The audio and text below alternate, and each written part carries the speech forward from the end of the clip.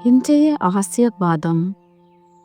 திருப்பாடல்கள் 118 அதிகாரம் 24. ஆண்டவர் தோற்றுவித்த வெற்றியின் நாள் இதுவே. இன்று அக்களிப்போம், அகமகிழ்வோம் என்ற இறைவனின் வார்த்தைகள் நேற்றைய தோல்விகளையோ அல்லது நாளைய பற்றிய கவலைகளையோ நினைத்து வருந்தாமல், இன்று இறைவன் நம்மோடு இருக்கிறார் என்ற நம்பிக்கையை நமக்கு தருகிறது. சூழ்நிலைகள் எவ்வாறு இருந்தாலும் நம் வாழ்வு சந்தோஷமானதாக இருக்க வேண்டும் என்று இயேசுவின் வார்த்தைகள் நமக்கு அழைப்பு விடுக்கின்றன. இன்று சாதாரண நாள் அல்ல.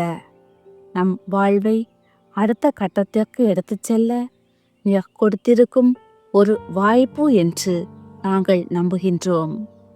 ஆண்டவரே, இன்று எனக்கு முன்னால் இருக்கும் சவால்களை கண்டு நாங்கள் பயப்படவில்லை.